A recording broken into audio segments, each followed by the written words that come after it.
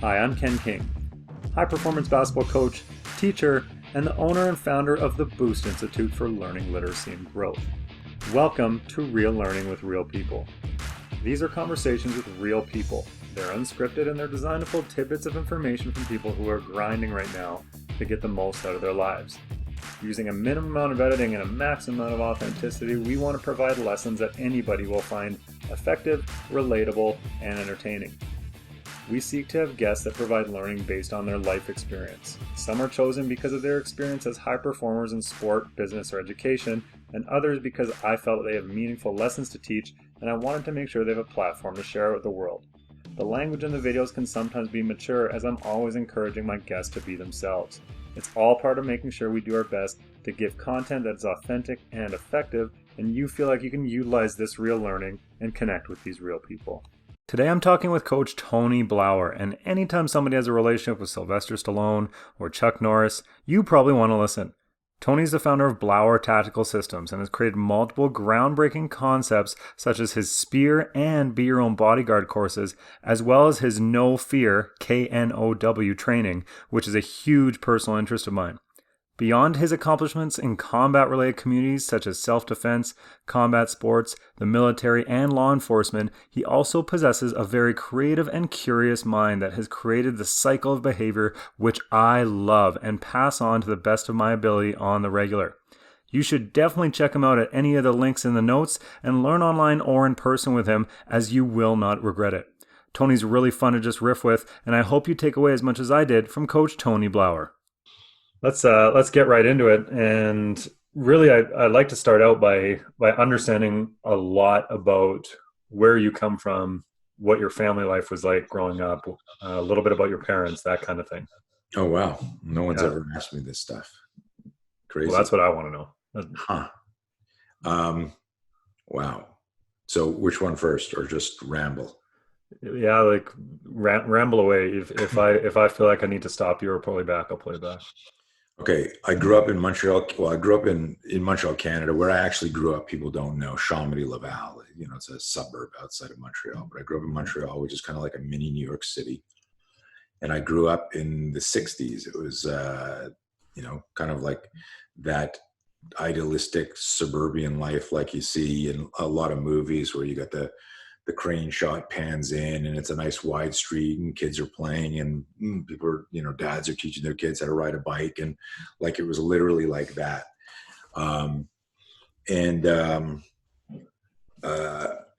60s was a weird time. Everybody was like, when I think back of it, I can't remember if my street was black and white or color. Because it was like that, color TVs were just coming in and things were, but you would have I don't remember these things, but I've seen them years later, doctors endorsing cigarette smoking, right? Like the commercials are there. Yeah. And I remember the one thing that always stuck out of my head, because I never ever smoked a cigarette in my life, was I was 7 years old. I came out of my room. My mom was having a party. There was like 20 or 30 women in our, little middle-class home. And everyone was smoking. You literally, have you ever, I don't know how old you are. I'm turning 60, but there was a time when we would travel and be on an airplane and there'd be a little placard, a little cardboard, pretending this is cardboard. I don't know. Is this going to be video or just audio? Oh, it's video. Okay. So there'd be like, you're sitting here and there'd be like a little sign here. Yeah. That said no smoking. Like I was in the no smoking, but on the other side of this piece of paper was the smoking section, like the smoke knew just to stop. It was so fucked up, right? It was so funny. And why, I bring this up because I abhor cigarette smoke. But it was because of this experience. I came out of my room, I looked down, literally like this through the smoke, secondhand smoke. And I had never seen cigarettes for some reason. I had never noticed them, but as a 7-year-old, seeing 30 people smoking at the same time and talking. And I still remember is like everyone's fucking hair was like that 1960s hair where everyone's hair was up, and it was really funny. And I walked to my mom and said, like, what are you guys doing? What are these things? And she just handed me the cigarette. She said, try it. And if you know my mom, she wasn't trying to get me to smoke. She knew that this would be a crucible moment, right? Yeah. And I grabbed it and I was like, and fucking inhaled at 7 years old, and like thought I was going to cough up a lung. Never touched again. It was like I felt like I coughed for an hour. It was like, 10 seconds or whatever, but it was awful. That's my whole childhood, man. And now I'm 60. That's all I remember. It was crazy. I talk about this a lot in podcasts. I was afraid of everything. Yep. And I don't know why, depending on what school of psychology you study, well, you must have had some sort of, but wait a minute, if you believe in reincarnation, maybe something happened to me in a prior life. I don't have a recollection of an event that made me really afraid. I remember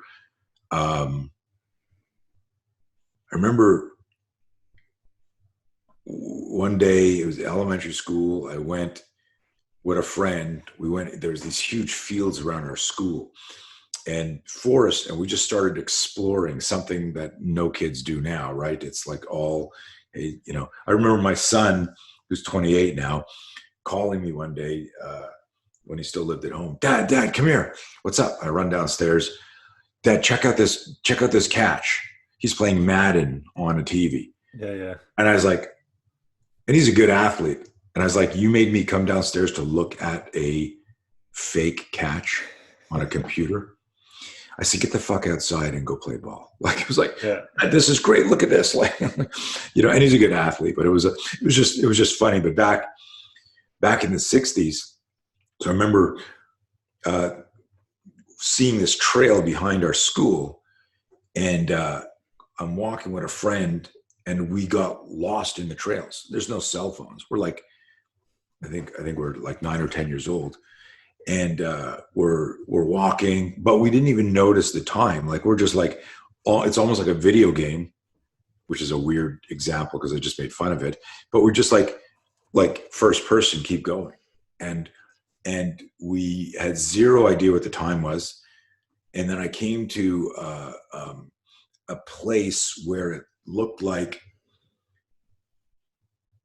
and like, you're 9 or 10 years old. There's no, like, it's 1969. There's not like massive Texas Chainsaw Massacre movie hasn't come out, but we see this cabin in the woods, all dilapidated, and we stop at some point, and I feel insane amount of terror and danger. And I turn to my friend, and he looks at it, and I look at it, and nobody had to say anything. We just fucking turned and like ran as hard as we could.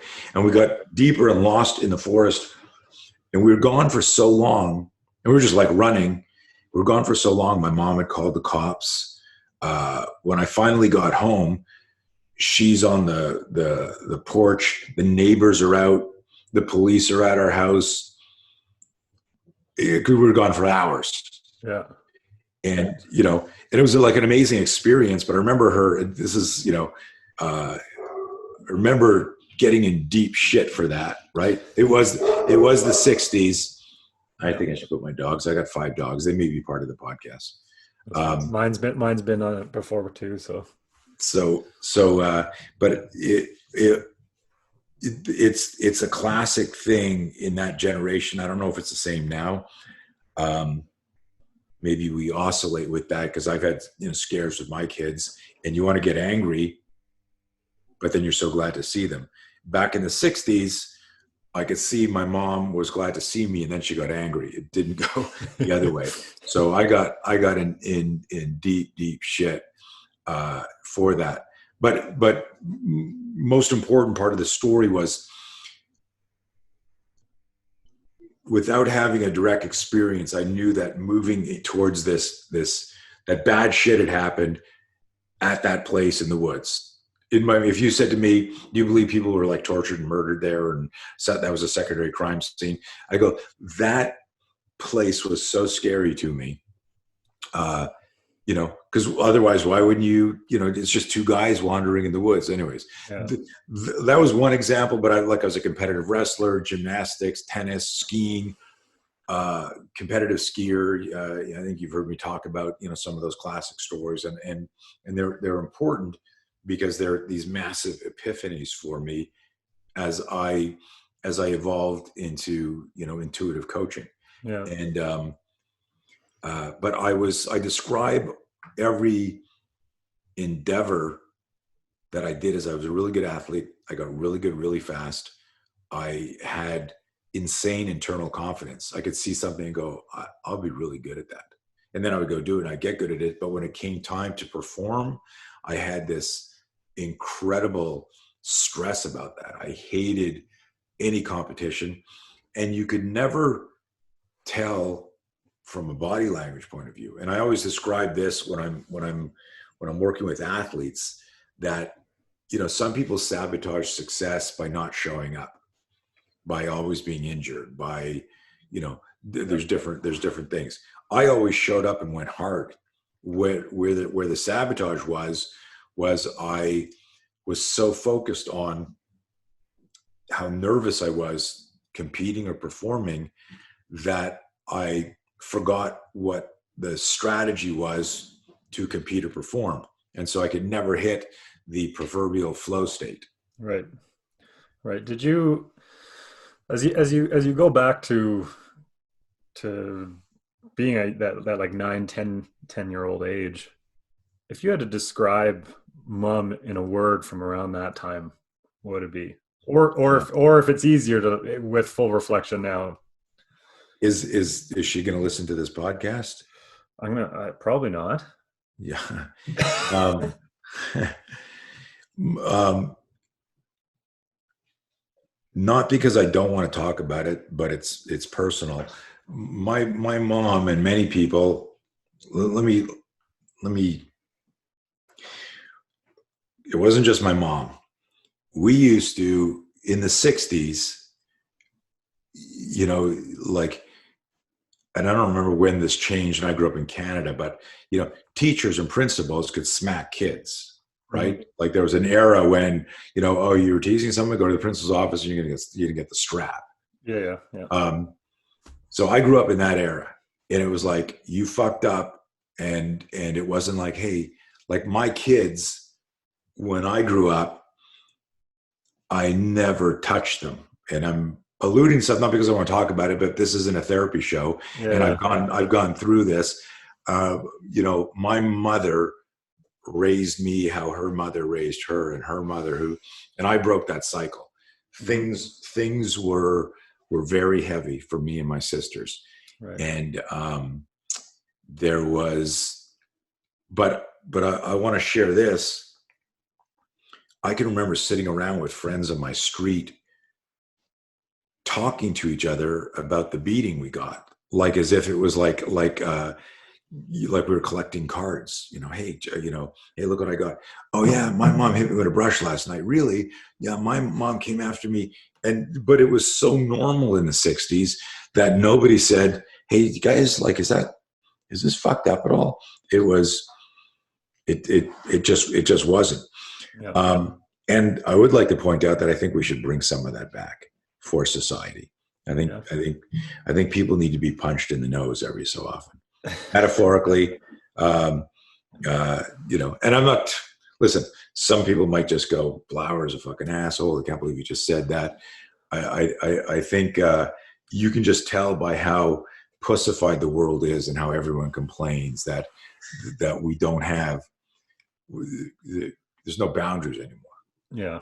So. Well, and actually you just connected two pieces for me, which was that you talked earlier about how there was a little bit more of a, it sounds like you're kind of referring to like a sense of self-protection that you had to have growing up. And then when you connect that with your word was pussified. Right. I like that. it was a strange interaction to me, and it would be probably extremely, well, actually, maybe given your work, maybe it wouldn't be so strange to you, but I was standing outside my house one day, and our neighborhood's it's either young families or retirees. You're on one end or the other. And this girl comes back. She's walking home from school down the street, and I'm outside with my dog. And she walks right up to me on my front step. So this is probably 25, 30 feet from the street. And she's like, "Can I pet your dog?" So for me, this was really weird, because I'm thinking, you're not, like, obviously you're safe with me. I'm not going to do anything to you, but you're not safe. Like, what you just did is not something that I would recommend as being safe. And Right. she had no, Oblivious. yeah, no idea what situation she had put herself in. And her mom, because they just live a couple doors down, her mom saw the interaction, saw her kind of on our property petting the dog, and her mom comes running over. And in that moment, that little girl is now terrified of me. Like, she pulled back from me and like, what's wrong with that guy? Like, but Yeah, that's contagious. yeah. And but I guess to connect with what you're saying, there was no, like, totally oblivious to the situation she put herself in. And her mom went right to the scared reaction and never mad. A lot to say about that. Yeah, go for it. Yeah. So in our programs, one of our main points that we share, in whether this is our and we've got multiple programs: Essentials of Personal Safety, we got a live Be Your Own Bodyguard course, and of course all our higher level course. But a thread through that is in understanding how to trust intuition, instincts, and then make intelligent choices. We call that the 3 I's: instincts, intuition, intelligence. Mm-hmm. How old was she again? Probably about the same age you were just talking about, like 8 to 10, somewhere in there. So we had a home invasion 10 years ago. I wasn't home. My family experienced it. So it was fucking horrible. Obviously, nobody got hurt. All the bad guys got caught. But my youngest daughter was 7.5 at the time. If I was out with her in a public place, which I miss right now, and she saw somebody that looked like one of the demographics that were in the house, I would know if I was buying something, because I'd feel her tighten up on my pocket or my leg. Right. That fear became contagious. It contaminated her. Yep. My dogs bark anytime someone comes to the door, but there are 2 different barks that I hear. Some are barks like I'm a dog, I'm barking at the door, and some are I don't like who's on the other side of the door. And it's interesting because I've talked to the family about this, where sometimes you don't want the dogs to bark. You're talking to your friend, you're having a conversation in the kitchen, delivery guy comes to the door, somebody rings the doorbell, and we got, post home invasion, we got 5 big dogs. And for a while we had protection dogs. And like post 9/11 and post hopefully COVID-19 and stuff, we tend to go, oh, that's over, that's done, as opposed to preparing for the next threat and thinking about, how do we enhance our survivability? And so sometimes I got to remind them that what happened to us in 2010 probably wouldn't have happened if there were 5 big dogs in the house. Right. And I said, so they're part of our alarm system. And while sometimes you don't want to hear them bark, encourage them to bark, even though it's a pain in the ass. But the point I'm making here is, I said, I want you all to notice when the bark has an inflection of disdain and it's threatening. And you know what I'm talking about. It's like there's a rah, rah, rah, rah, rah, and there's a rah, rah, it just changes. I go, but that's what we feel. So we tell people in our courses, every victim of violence who lived to tell the tale had a bad feeling before the attack. That's your intuition. Most people aren't taught to read intuition and then to manifest courage, to choose safety. That's probably the most important thing that we teach people, is to make that connection, because it's organic. And so if I had been there and known the mother and known you, or not even known you, I'd have grabbed her and said, don't do this. You're going to make her afraid of street. It's why so many people hate cops, right? It's because it's not because the cop's a bad guy. It's because that person who's probably had a negative experience says, we hate cops. And then the kids hate cops, and it contaminates generations. Yep. So I'd have stopped the mom and said, listen, do you feel danger? Does that dog look dangerous? Does this guy look dangerous? Do we feel any danger here? What can we teach our kids right now about, even though they're young, and without it being, some really big word that leaves them feeling confused? How do we teach them about intuition and instincts and stuff? Because I would rather have the conversation. Do you see that guy? This guy, what's his name? His name's Ken. What's your dog's name? Right? Do you feel any danger moving to him? And listen, I'm making this really philosophical, because sometimes I'm out walking and like a kid will run. We got big dogs, will come run up and start petting the dog, and I'll grab my dog, and they're not biters like that. And I want to go grab the mother or the father, going like, haven't you taught, like, you always ask the owner, why doesn't your kid know this yet? Right. Yeah. But getting back to the more important point, because your observation is great, but I would argue that because you aren't a bad guy, and because you didn't have a bad dog, that maybe her intuition at a subconscious level said, I'm going to go here and ask this question. Can I go there? In the same way, my intuition didn't say, go inside that dilapidated shack there and look for a souvenir. It was no, I'm getting murdered if I go in there. Yeah. And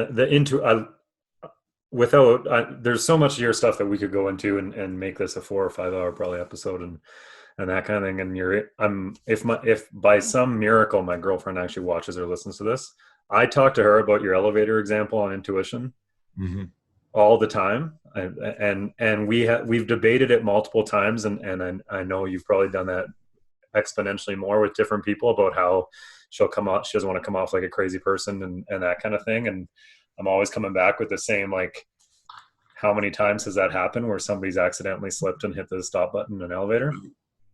And what's the debate? Like that, whether she would say, what if it's nothing? Right. And again, it's like when has that happened in the history of humankind, and it's been nothing? This has never happened, but now it's happening now. Yeah.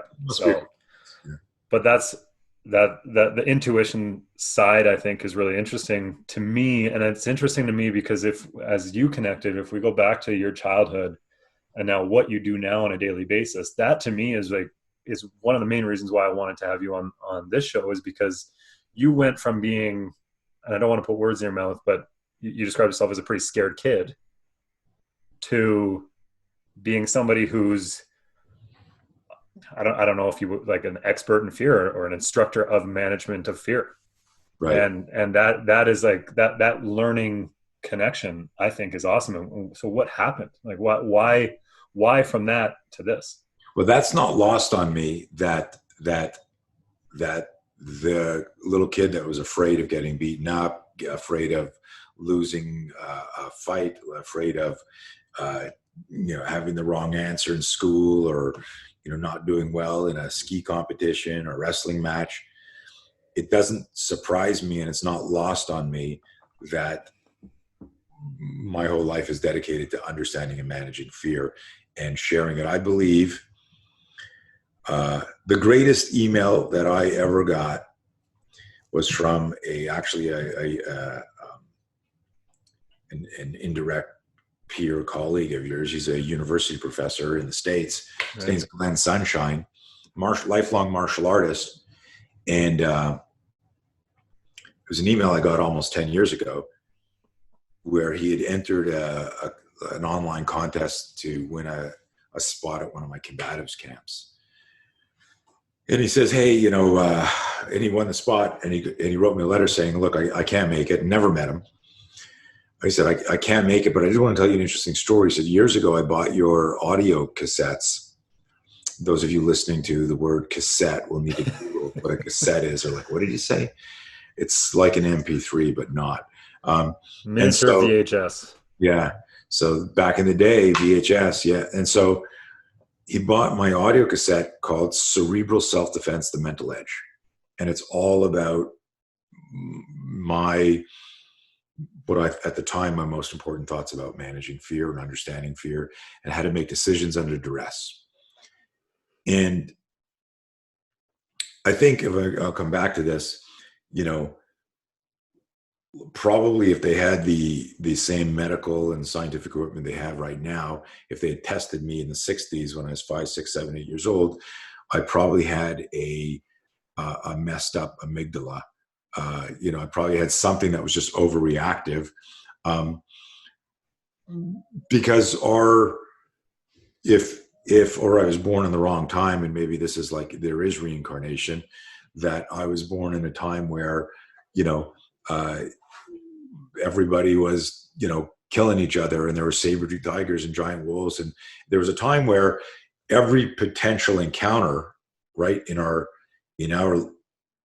the lineage and legacy of humans go back hundreds of thousands of years, where you go, okay, I mean, you didn't live till you were 80 or 90, maybe you lived till you were 30, right? Right. And if you didn't eat, you died. And maybe you go, what's that? And then, oh, that's an avalanche. Never heard of those, right? Oh, that's a volcano. Never heard of those. Yeah. Oh, look, those are giant wolves. They're eating me. Oh, I never seen those before, right? Where the way we evolved and survived was understanding how to threat discriminate really quickly. And that became, and I'm not a big fan of this, but I acknowledge it, the fight, flight, freeze, all that study. And we can dive into that after, make a note, because it's something that I go, like, it's irrelevant to us in the moment. So for me, I think that I was super nervous and afraid of all these things because I would amplify the importance of winning, amplify the importance of performing. And this is interesting. No one ever said it's okay to just have fun. It was like, you got to go win. You got to go, right? And I think the greatest athletes find that balance. So you look at the people that really become like iconic, like everyone's great, and then there's Gretzky. Everyone's great, and then there's Jordan, right? Everyone's great, and then there's Ali. Why do they found a way to have fun while also wanting to win? I think it's just a hypothesis. Totally. But I forgot what I was talking about before when I detoured. What was the question? You remember? Well, no, it was a good tangent on a tangent. Right. On a tangent. And it was really just coming back to your growth, transformation or growth or learning from. Yeah. Good. Thank you. At least one of us was listening. So for me, it doesn't surprise me. Like if someone said to me seriously, like, are you surprised that now, like that you'll go do talks at, I've worked with groups from companies as big as the US military to Sony to FedEx to, post 9/11, FedEx hired me. And the biggest stuff we did was, aside from weaponizing the startle-flinch, it was how to think about managed fear. I mean, imagine this. I had most of their pilots and their experienced leadership were all former Marines. So all trained, military trained, and some of them were Vietnam vets. I had one of their guys say to me, and we issued every single one of their pilots got a copy of, at this point we were into CDs. I was going to move from cassettes to CDs. every single pilot was issued our Cerebral Self-Defense Mental Edge CD. And I got an email from one of them that said, I wish I had had this material as a young pilot flying in Vietnam. Like, that shit blows my mind, man, to hear that, because here I was, I'm an American citizen now, but a Canadian kid, never in the military, never a police officer, who loved martial arts, but never went anywhere with it because of fear, but also because my intuition took me somewhere else. So here I am, you know, I've been doing martial arts over 50 years now, if you can include my wrestling. Yeah. If you said to me, does it surprise you doing this? I go, no, like, this is all I think about. I wake up in the middle of the night. I'm still rewriting lesson plans. I'm turning 60 in May. I'm still upgrading our shit. I'm still, calling my I got a mobile training team. Guys, I just rewrote the whole Spear program. I can't wait to show it to you. Fucking more fired up than I've ever been. It doesn't surprise me but the connection is because it wasn't that I wasn't ever satisfied. It was like, I just knew there was more, and I knew there was a way to make it accessible so that the message, the message and the method didn't make people feel obsequious, and it wasn't pedantic.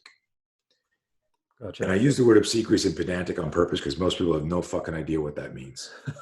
Right? Yeah. And hopefully you do as a school teacher. Yeah. But obsequious means making people feel subservient. Again, people are like with their thesaurus going, what the fuck?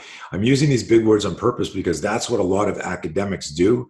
I read a quote in the 80s that really kicked me in the metaphoric nuts, because I felt this element of insecurity that when I would teach and lecture, I because I was scared, I wanted people to think I was smart.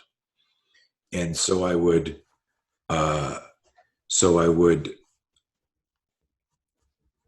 it wasn't like I went, oh, I was going to use this word, but I just looked up this $1 million word that nobody knows. I didn't do that. But I didn't, what it was is I was creating context to fill a void in me without recognizing that my audience was missing the message. As I evolved and I started training trainers, I would tell them the speech writer and the speech sayer aren't the same people. And if the audience doesn't get it, it's the speaker's fault. That you could go, I just said that joke and nobody got it, they're stupid. Well, maybe it wasn't a good joke. And maybe they were stupid, but maybe it wasn't a good joke. You got to start from there. So what I realized is that I was saying things because I wanted to empower myself, and I was getting off on how deep it was, but I realized I was losing the audience because my brain was like, it was out there. Yeah. It wasn't malicious. It wasn't like trying to make people feel stupid. It was that insecurity in me of wanting to kind of acknowledge, wow, that was really good what I did. And so what I started to do in the transition was, when I was coaching people, I'd say, listen, you can capture somebody's attention by saying obsequious and pedantic in a sentence, and they go, what the fuck did he just say? But then Ernie and Bert need to step on stage with you, and you need to make it Sesame Street simple for people, not because they're dumb, but because you want to make sure they get it, because this is important information. And so that's what has kept me going, is this. I used to call it a passion, but about 6 months ago I realized it's been an obsession. That I'm obsessed with trying to make this as so simple as possible that you can get it. And it's come back to the tangent on the tangent on the tangent. Remember Glenn Sunshine and the most amazing email I ever got 10 years ago. In fact, his email is up on my my no fear presentation, make everybody read it in there, where he talks and he says, years ago, I bought your cerebral self-defense audio tape, and your information on fear and managing fear was so impactful on me that I, as a dad, knew I had to share it with my kids. And I want to tell you that all these years later, my kids, I'm paraphrasing now, that his kids grew and evolved differently than all their peers. And I actually interviewed him on my No Fear podcast, because he said, like, his daughter and his son, their friends would come over sometimes, and the way they handled bad news in the news, life-changing events, was completely different. And the only thing different between, they all grew up on the same street, they all know each other, they've known each other, was my kids understood the difference between the physiology and biology of fear versus the psychology of fear. They understood how to think about fear and change their relationship with fear. That blew my mind. And it was when I got that 10 years ago that I started to think, way bigger than converting the flinch and weaponizing the startle-flinch and teaching people how to be safe physically is, how do you make people safe mentally? Because the attacks, the physical attack may never happen for most people. It might stop after bullying in high school, but the emotional, psychological attacks, I think, are constant for everybody. And it could just be a little one, like, and I'm amplifying the potency of fear, but fear throttles everything we do, from who we talk to, therefore who are your friends, who are you married to. Fear throttles how much weight you lift, right? You could be working on a deadlift or a snatch and you got perfect form, but as I add weight, as it gets close to your PR, or as an old injury pops into the back of your head, your form changes and your effort changes, not because of lack of kinesthetic perception, lack of mobility, lack of stability, because of fucking fear. I can introduce a little bit of fear. I can say, hey, what's your PR? What's your deadlift PR? 325. That's your PR, man? Dude, when we get off this call me. I got a program for you. But let's say it's 225. You can lift more than 225. Three. Oh, okay. I just want to quantify 325 to 350 for everybody watching this, not 225 to 250. Okay, I thought you said 225. Did you? No, okay. I did not. Okay, 325. And if let's say your actual, you feel like you're giving birth to a steer when you're pulling 350. It's like everything you take.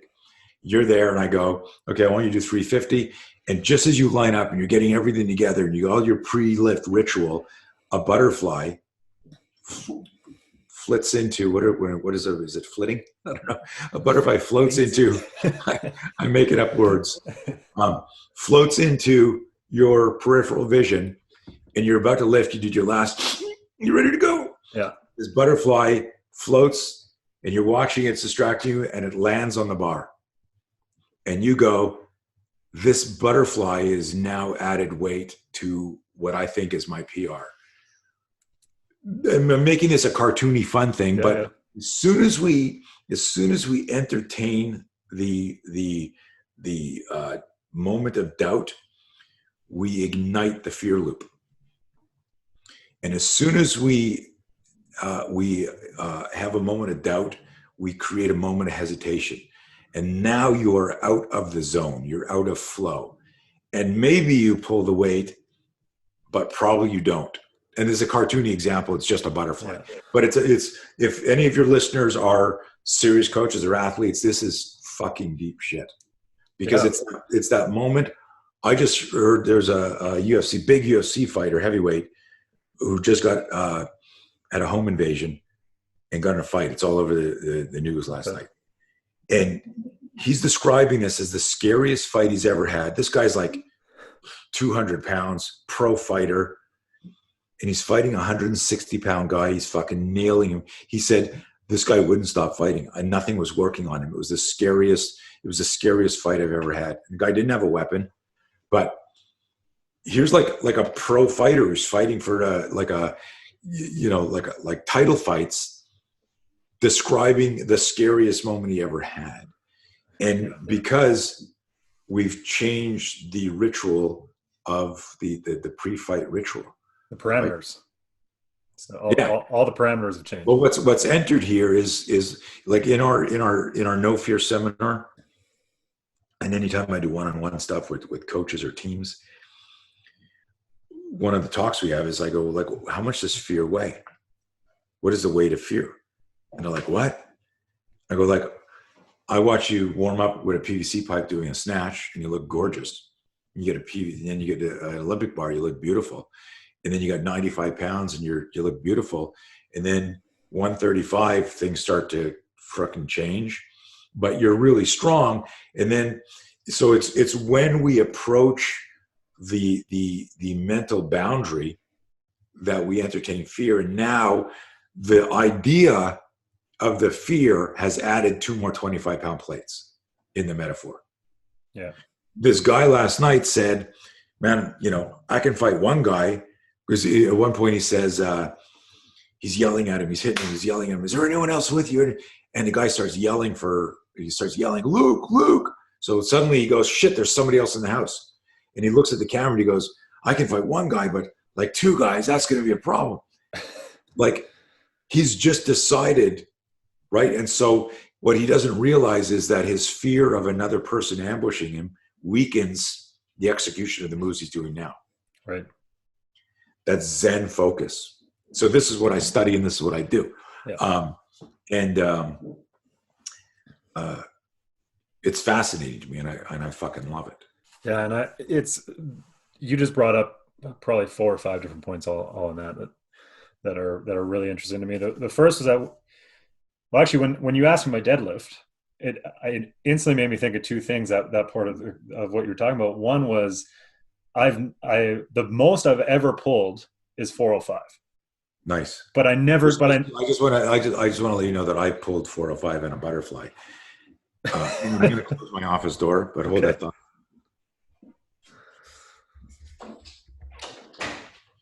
I can hear the dogs getting all rambunctious there. Okay, go ahead. But I'm not. I definitely couldn't have done 405 in a butterfly, and I'm not saying that because I want everybody, all the millions of listeners that are going to listen to this, to know that I did that. I'm saying that because that wasn't my answer to your question. Because I did it in a moment where I watched someone who I really felt that I was stronger than pull just a little bit less than that. Huh. And so I immediately came in. I walked up to the bar and don't, like, obviously it wasn't easy. This is that as a man thinketh, as it's Frankel, but it's the Roger Bannister effect, right? Where right. Now there you go, beautiful. One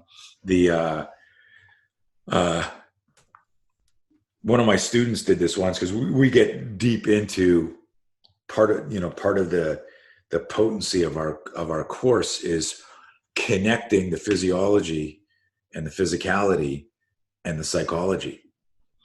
And what most people in self-defense and martial arts practice is just the biomechanics, the physicality of it. And they don't understand that if the stimulus is the right stimulus, and I define that as a potentially dangerous stimulus introduced too quickly, that moment hijacks executive function, cognitive thinking. I just want to email everybody reminding them I'm still on a podcast. Sorry, everyone listening. Hey, I'm still doing my podcast. Could you guys make more noise? Maybe break some dishes and throw the ball to the dogs in the house and have them chase each other. Thanks.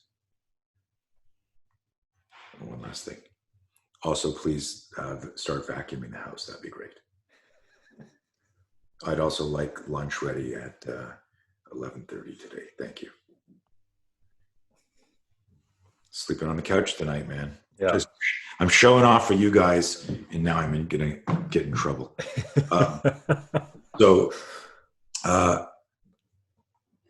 This is super, super subtle and so important. But anyways, I'm off on. No, and when you teach, like, you teach fear, unlike anybody that I've experienced in terms of my stuff. And I've taken your cycle of behavior, and I use that with athletes all the time in terms of getting them to understand, especially in game situations. Right. Um, but you said because you were scared, you wanted people to think you're smart, and that brought up for me. That brought up for the kind of the thing that we teach a lot. And if this is what you perceive as incorrect, I'll never teach it again with this company, because a lot of times I'll teach that fear is both the biggest barrier and the biggest aid in learning. Say it again. The biggest. Fear is both the biggest barrier and biggest aid to learning. Okay. And the reason why is because it can be a motivator to figure shit out quick. Right. Life or death stuff, or basketball, like what Right. I'm doing mostly. And it can also be, if you run from it constantly, and I'm talking about not life or death fear. If you constantly run from it, you don't learn. Right. You don't get better. Yeah.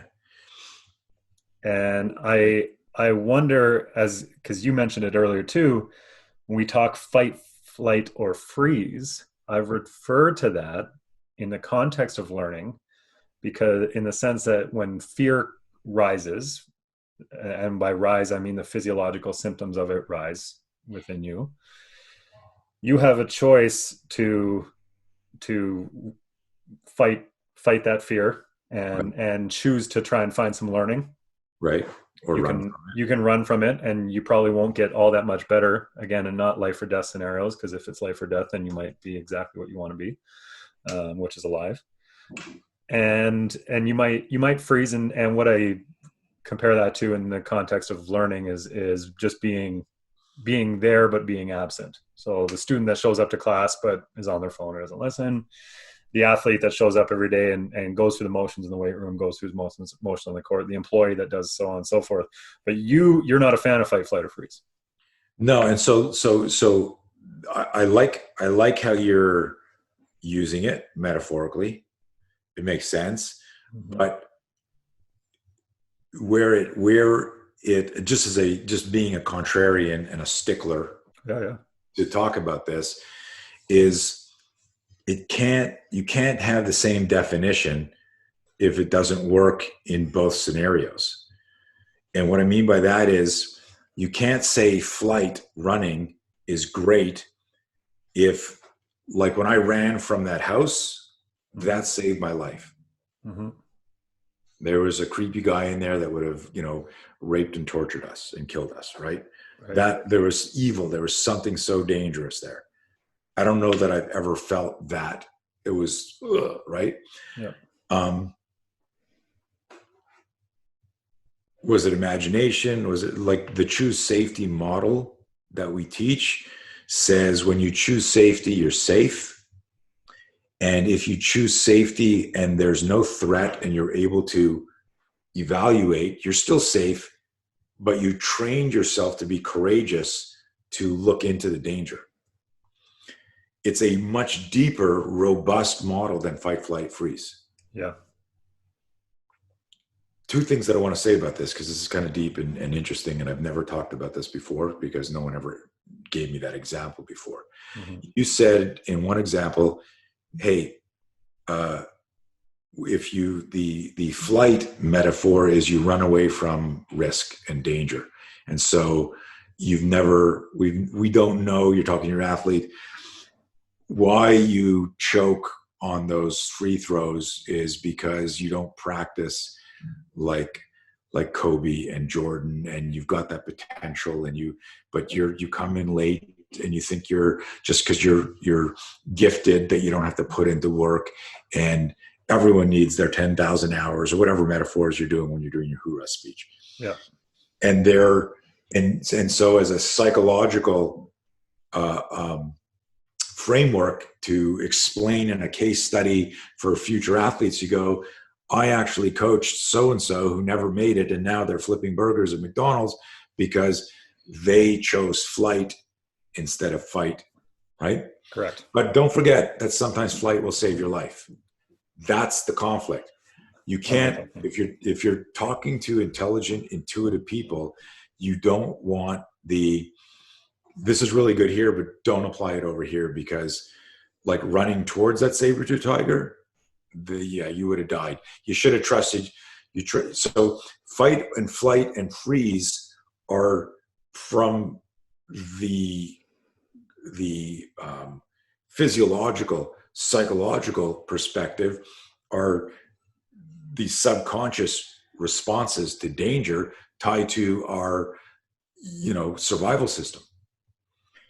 Extrapolating and putting them into like a psychological model, I get the metaphor. Yeah. But I think you could do better by teaching people how to discuss fear. And so what I tell people is, like, the news cycle behavior this is flow. This is what, the world's best sports psychologists love to talk about. But what's interesting is most of the time they interview outliers. Yeah. And I go like, listen, I love a lot of Anthony Robbins stuff, but all the people, the people that he mostly interviews are people who are like this, this billionaire who owns half the world hired me. And I'm like, cool. He's a genius already. All you need to do is massage his shoulders and go, you got this. Because he's already done the work. This tennis player who won the Wimbledon 6 times hired, and I'm not making fun of Anthony Robbins with this. What I'm saying is, if you're coaching people who are extremely coachable, who've already built an amazing foundation in discipline and focus, that's easy to do. How do we help the average person? How do we teach Mr. and Mrs. Citizen and their kids? But the last thing I wanted to say to this is the way I talk about fight or flight and freeze. It's a post-mortem. It's a forensics, meaning I go, you see that person that got eaten by the tiger? He should have run. See that person who's alive? He ran. That's fight or flight.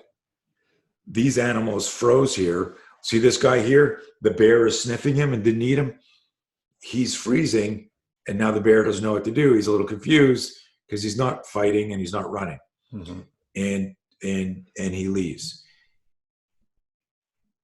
My work is, you're consciously aware that you need to make a survival choice.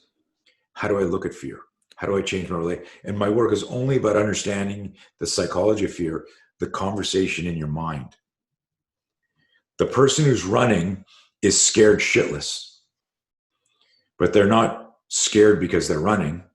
They're just scared because something's chasing them. The person who's fighting at some point was scared shitless. Typically when you're once the fight has started, you don't feel the fear most of the time. Gavin DeBecker said it best in his Gift of Fear book. That fear is the static you hear and feel before the event. Yeah. But if I'm fighting because of an instinctive response, I'm also maybe not cognitively fighting. I don't want cops, when they're threat discriminating, or soldiers, to make decisions on use of force and combatives based on fight or flight.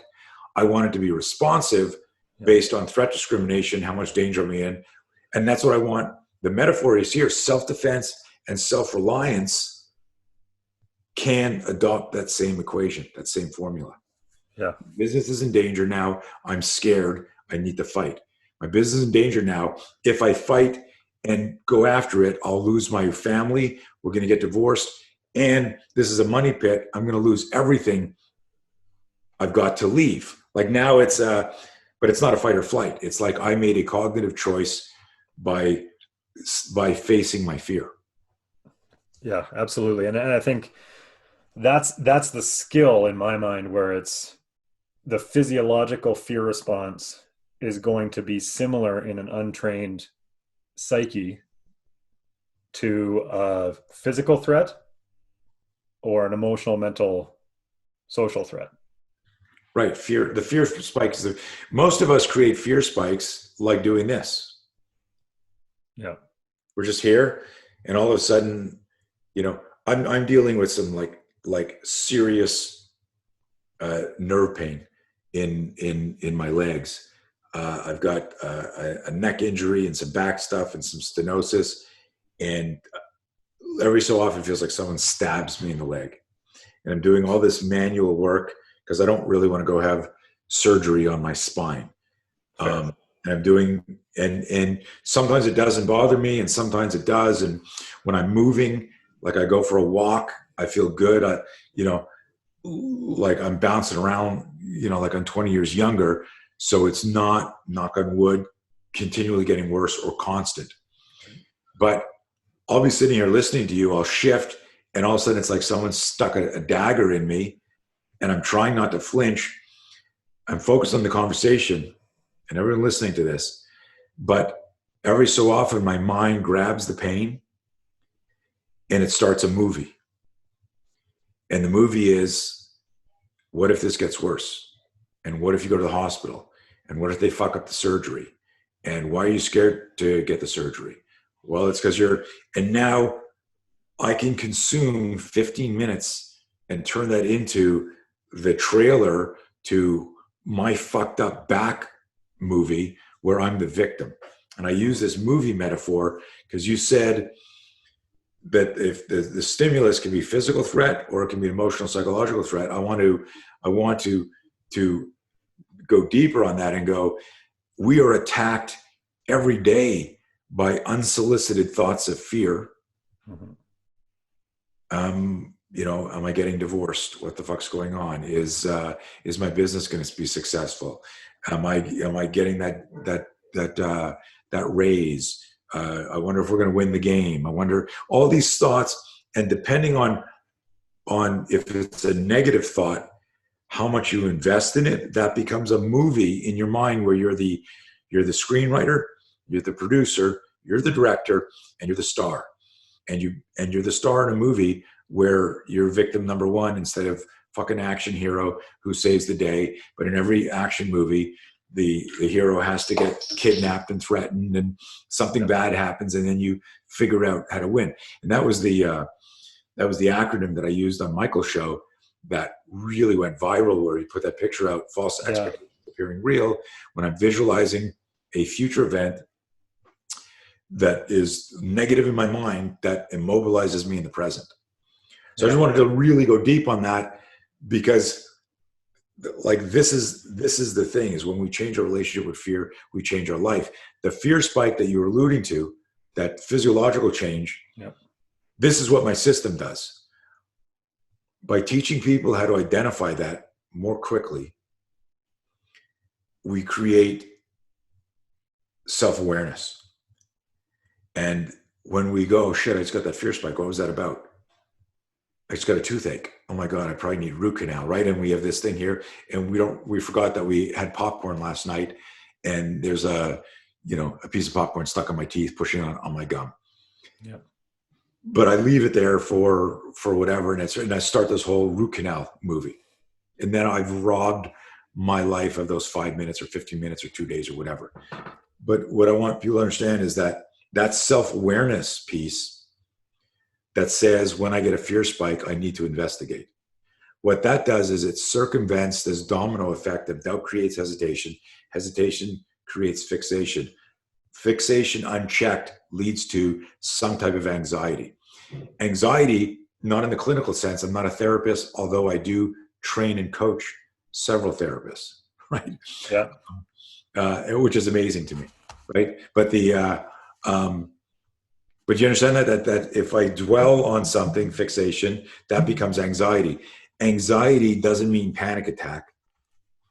Anxiety is, you walk in the room, the team is down by fucking 20 points, and you walk in the room at halftime, and what's everyone doing, man?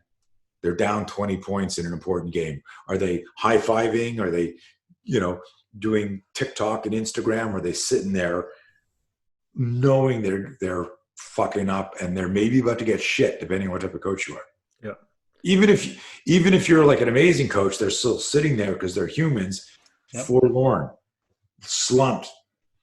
And that's what I'm talking about, is that like in their mind, they're playing this movie where they're totally victimized by their thoughts. Well, and you opened the exact door that I was hoping you'd open there, which is that same fixation for a good leader, good teacher, good coach, good mentor, whoever in that moment, if they're fixated on the wrong thing or on one thing, they're going to come in and they're going to introduce stimulus that's going to cause their performance and their ability to conduct their craft to be quite a bit more poor than they would in a situation where that same fixation isn't present.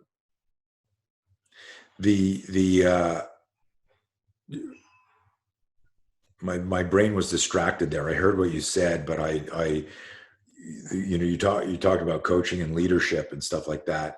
A buddy of mine who's written a couple of books, his name is JC Glick, and he does talks on leaderships, but he makes this distinction between managers and leaders, and most leaders are managers, right? It's okay. We got to triage this, guys. What are we going to do? Were you going with what you said there? And maybe repeat it, but elaborate a little bit more, is the cues I'm getting from my athletes or the person, like, and this is where I differentiate, there's a time for the injustice for all speech and you're going to rally the troops. But I really believe that everybody, why my system works is because if I'm working with a team, they all understand the cycle behavior and the fear loop. And so each one of them has a different fear. As a team, we can be united in our goal and our mission.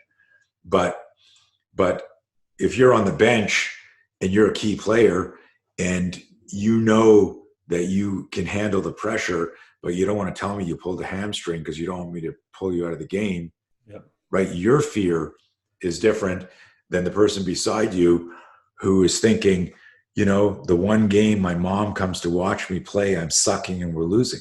Yeah.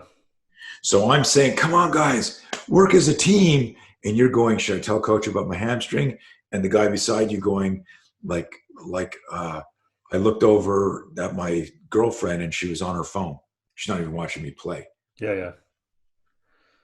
And like that's deep, isn't that? Oh yeah. Because both distract people from what they need to do. And what, yeah, totally. It really is just that. It's some story, some movie that's starting to play itself out, and being able to control that movie, like you said. And building on my earlier point and exactly what you're talking about here, I had a guest on the show. He's a friend of mine. His name's Ron Watilla, and he's a consultant with a program we have here in Canada called Own the Podium, which is all of our Olympic sports and that kind of thing. I'm sure you know about it. Cool, so man. Ron talks about how when we get to our worst as leaders, we become narrators, which fits right into your movie analogy, which is that if I'm fixated and my non-clinical anxiety has spiked in that moment as a coach, I come into the room fixated on the fact that we're getting blown out by 20 and that you guys are all pouting. And all I do is I come in and I narrate the situation. We're down by 20. You didn't box out. You missed the last 3 shots. And I think narrator manager, right? Like all I'm doing is just telling you everything that has happened.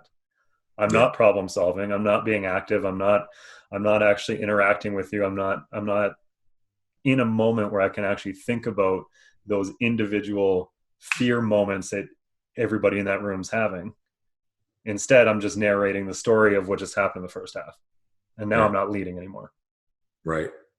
So I think that's a pretty kind of sexy way to tie that fixation into what makes us sometimes poor leaders.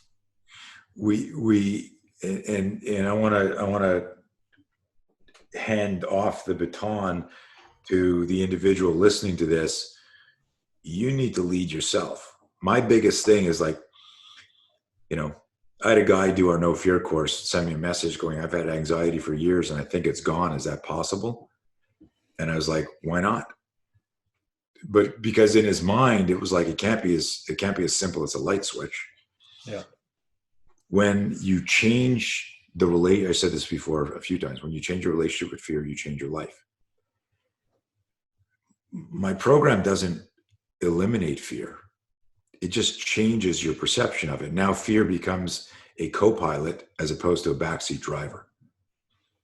Before this newer relationship, it's in the backseat, meaning the back of your head going, you sure you're going to make that turn? I think you missed the turn. You're going to be fucking late, right? Speed up. You're a shitty driver, right? It's just in the back of your head going chatter, chatter, chatter. When you change your relationship, it's metaphorically, now it's my co-pilot. Okay. The other day I had to do a big live, 511 Tactical had me do their inaugural Always Be Ready Academy online. Cool. They have 1.3 million followers. It's new technology. It's live. Here I'm talking to you. I'm reading it. Even if this was audio, we're on Zoom. I can see you. I can be emotional. I can go, oh shit, he's like falling asleep. Or we like that concept, right? So we're feeding off each other's energy. On the Facebook Live, all I can see is me. Right. And I can see comments like floating up and down and stuff like that. And I remember saying to my wife, like a half an hour before, man, I'm so fucking uptight right now. And she goes, why? I go, well, it's like, I've never done this live thing here. And I want it to, and what I'm sharing here is here I am, a fear management expert. I've taught to some of the world's top psychologists, military, billion-dollar corporations, tier one warriors, police, CrossFitters, pro fighters. They hire me to help them rewire their relationship with fear and share with them this map. It's like a software I install in their minds, right? Right. How is it, after decades of doing this, could I be nervous? And this is the point of this talk. How is it that I can be nervous before I'm going to do a 30-minute talk that's literally just, I'm not even singing my songs. I'm naming the greatest hits, right? I'm not even like going deep. I'm going, yes. And then I wrote Stairway to Heaven. And then I wrote Black Dog. And then I wrote, I love that. And so she goes, how could you be nervous? Like, you do this stuff with your eyes closed. And what I want everyone to understand is the fact that this is how the system works, is when I recognized the fear spike and I caught myself vertically breathing, walking a little bit faster, overthinking what I was going to say, I stopped myself, took a deep breath, said to yourself, get out of sympathetic, go to parasympathetic. This isn't a death match. Like, get control of your physiology. And then it was the biggest thing here, because it's not just, I need to meditate and breathe. I need to have a strip map in my mind that says, here's the fear loop, and this is the door out of the fear loop. I need to see which direction I need to move, so I'm not going in circles. And I said, why are you uptight about this? And it was like, okay, it's new technology. They made me administrator on the 511 site. This is like a public company with 1 million followers. I hope I don't blow it up. Like stupid things. And it went well. Right. So then it was like, do you know how to do it now? Did you do a test yesterday like you said you were going to do? Yeah, so you're good. So stop worrying about that. I could list a checklist. The biggest thing that was concerning me was I wanted people to like my shit. Yeah. So that was 10-year-old Tony. That was 20-year-old Tony. And then it was, okay, what are you going to do? You love this and you want them to be safer and smarter. And so you're giving what you can to try and help people. And it was when I realigned all of that stuff that I calmed down. No, and this is the biggest thing. I remember doing a seminar in New York, a 5-hour seminar in New York City on fear. And I shared a cab back with one of the participants. And he says to me, he goes, wow, that was amazing. I said, thanks, man. And he goes, can I ask you a question? I go, sure. He goes, what's it like to have no fear? And I was like, we're in a yellow cab and most of you won't get this, but I looked at him and with a really shitty De Niro voice, I went, you talking to me? Did you get the reference? Well, I'm not gonna lie. I only get it because I've heard the story. So then I looked up the movie. Okay, good. So, so De Niro tags, where you'd stand, some of you'll get it. Doesn't matter. So I'm in the car. It was very funny for me, and at the time, it was 20 something years ago, so it was funnier back then. But the idea is like there are people who listen to me talk about fear who go, "Wow, I wish I was like Tony and I had no fear." I have fear every day. I manage fear, and so do you, and so does everybody.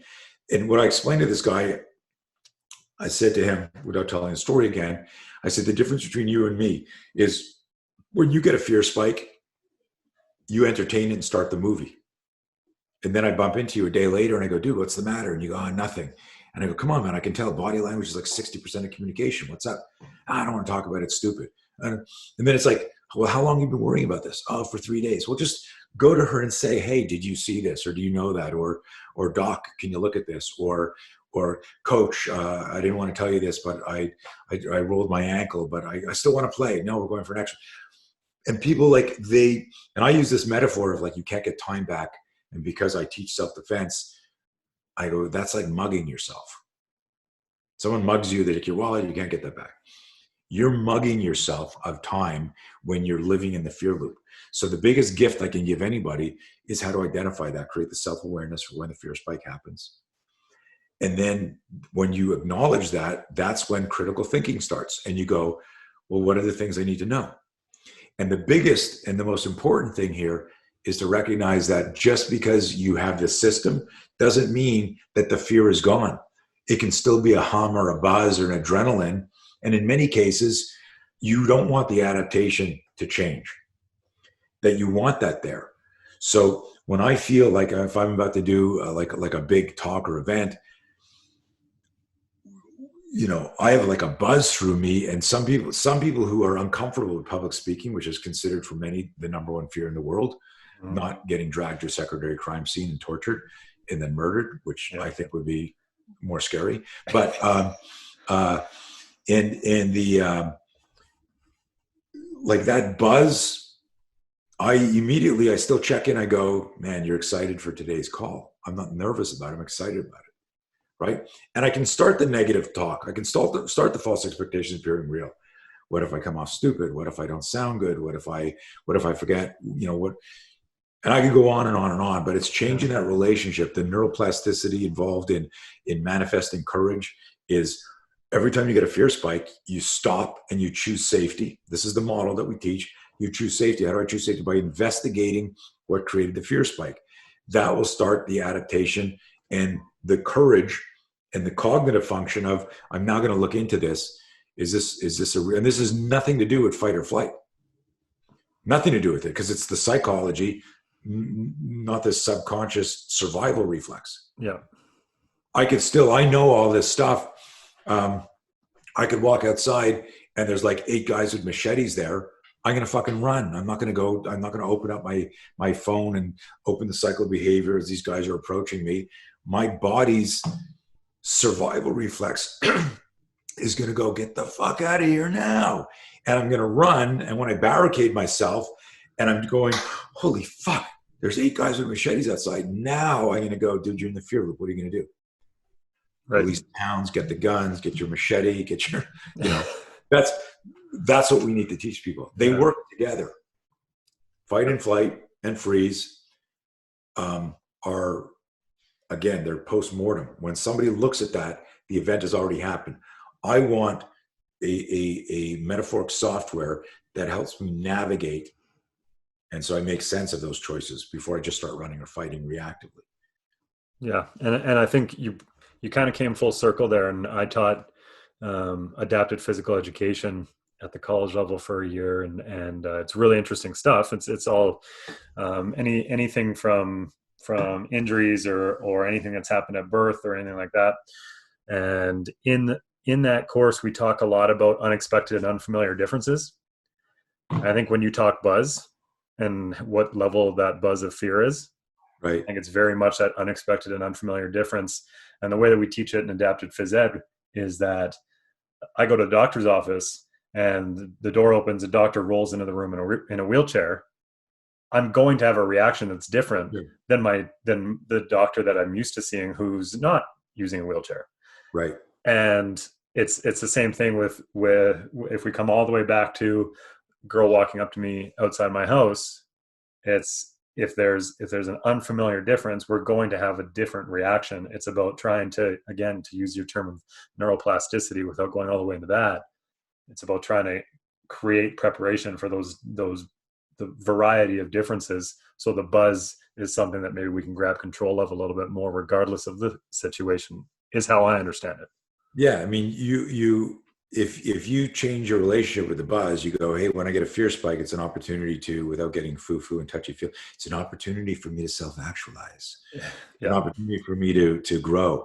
And it really is. I mean, it really is. I mean, this is where, like, if you went, oh, I'm really super afraid of like sticking my whole body inside that pizza oven.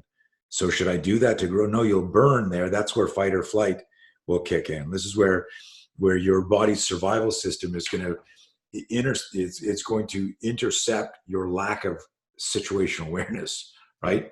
So it's a fascinating like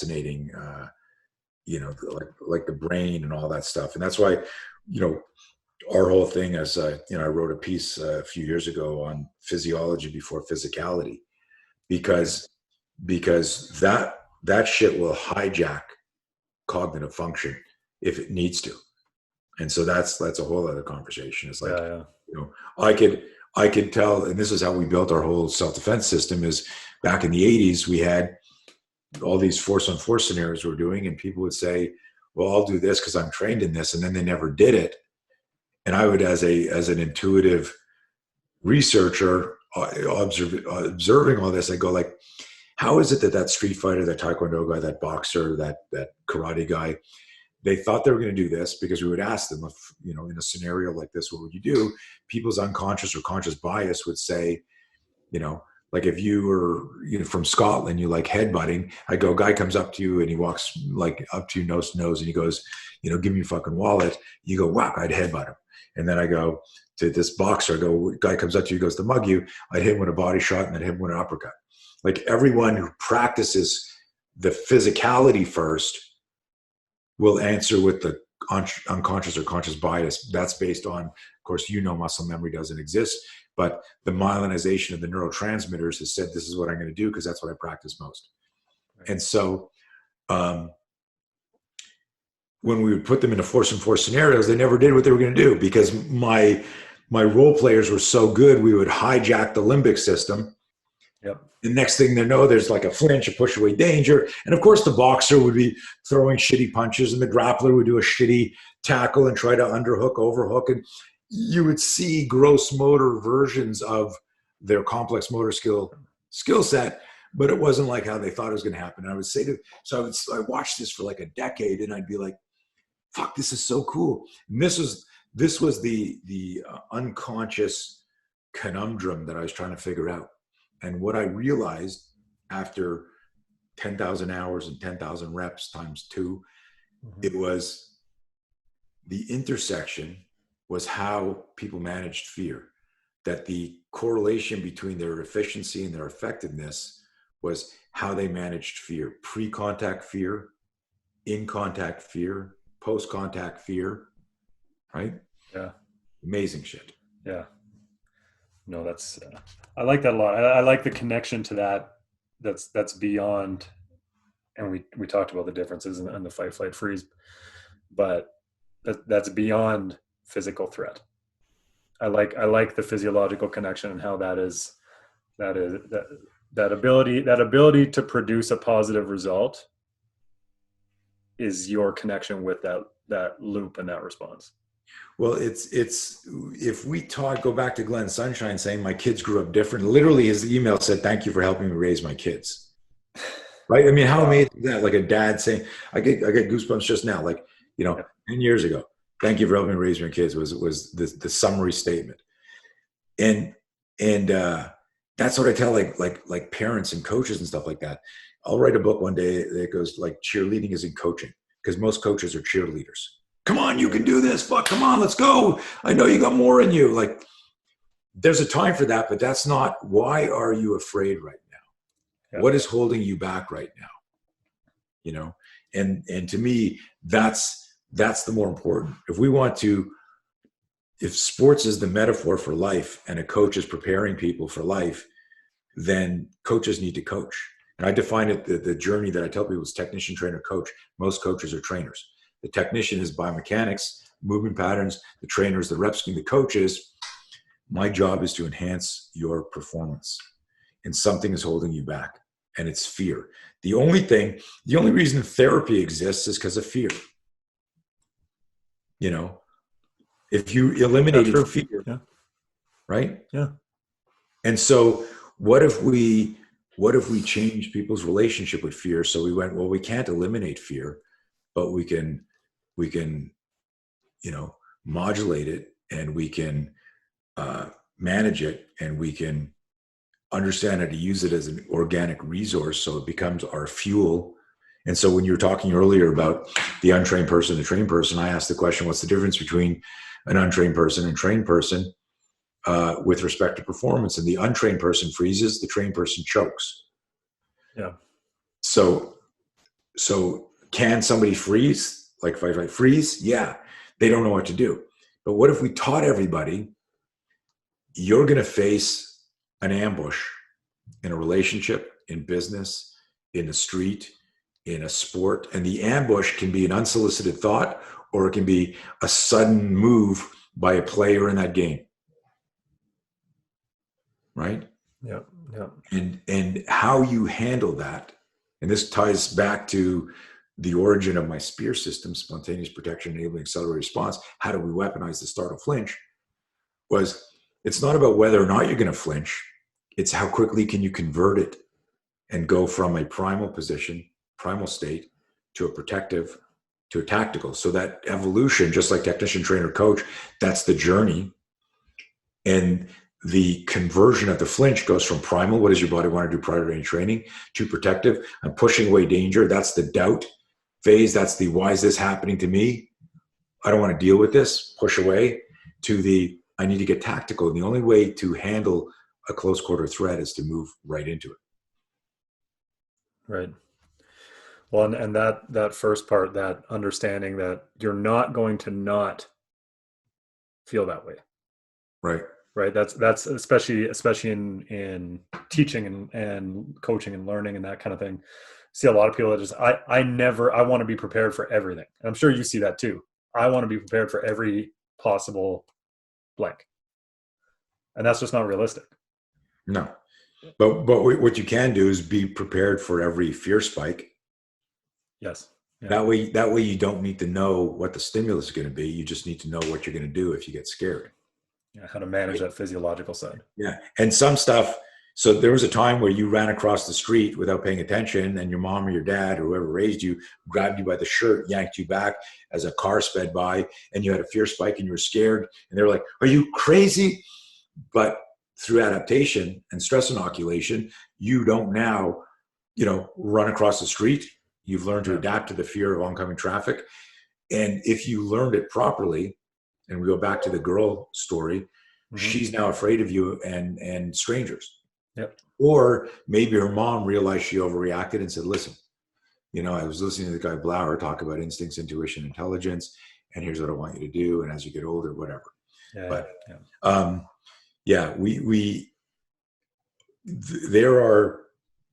I've got therapists using this stuff, helping treat people with trauma.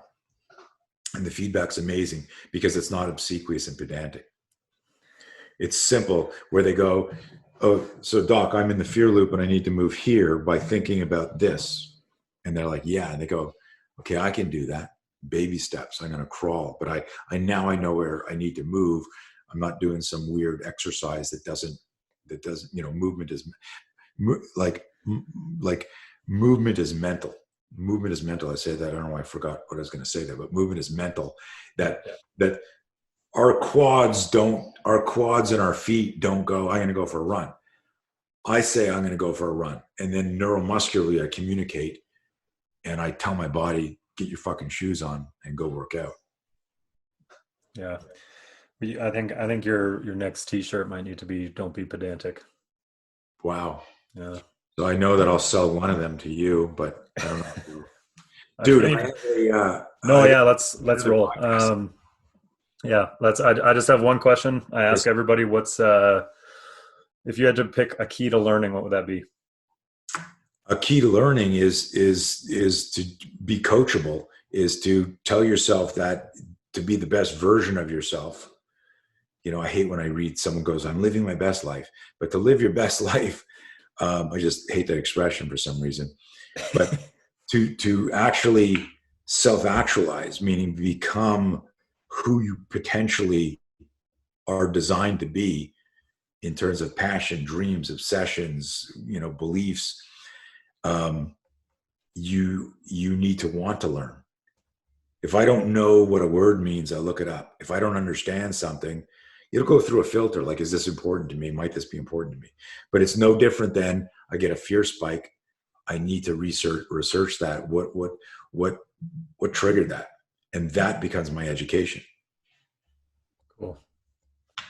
Cool. I like that. Um, Follow you on social media. Where do we go? Um, I'm on all of the platforms, but Tony Blauer on Instagram and Facebook and Twitter. And then I've got for the different verticals of my company, like if you into our high gear, you know, it's Blauer High Gear, Spear Systems, Spear.system. But I think if you Google any of the stuff, all the pages will come up. And if you're a big Instagram follower, I've got a link in my bio that links to like all of our online programs and all of our best links and stuff like that. Awesome. Well, thank you very much. I appreciate the time. Lost track of some time there, and you're late for your lunch now. Though I don't know if your lunch would have gotten made for you. Yeah, no, I let's see if she even answered. Um, uh,